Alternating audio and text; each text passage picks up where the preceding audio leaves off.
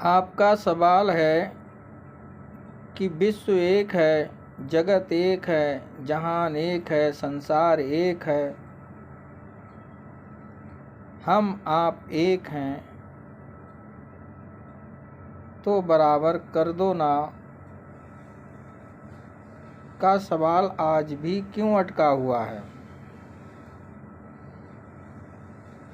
बिल्कुल सही आपने सवाल किया, और ये सवाल आज भी क्यों अटका हुआ है उसका कारण भी आपसे छुपा नहीं है। इसको स्पष्ट मैं ऐसे करता हूँ कि एक स्त्री ने अपने पुरुष के पास बैठकर पूछा कि आप हमसे क्या अलग हैं। तो पुरुष ने कहा कि नहीं, हम आप एक हैं। यहीं पर स्त्री ने दोहराया कि जब हम आप एक हैं तो बराबर कर दो ना।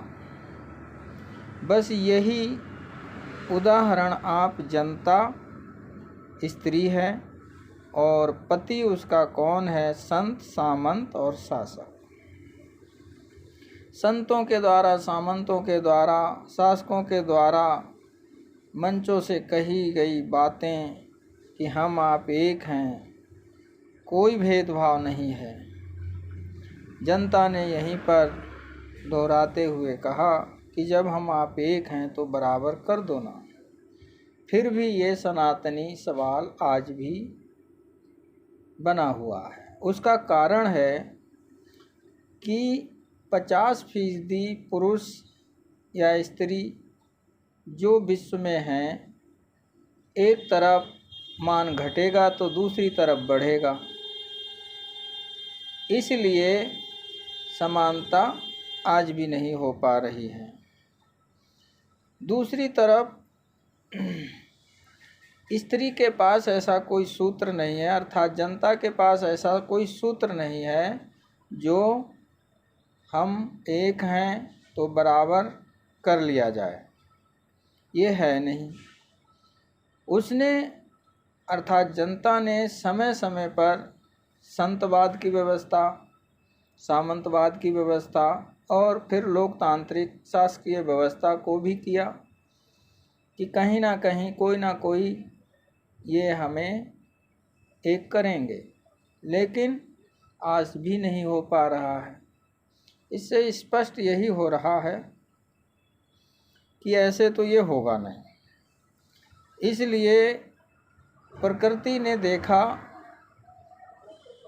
कि बहुत ज़्यादा दिन बीत चुके हैं, हम बराबर, हम एक हैं, तो फिर ये क्यों नहीं हो रहा है।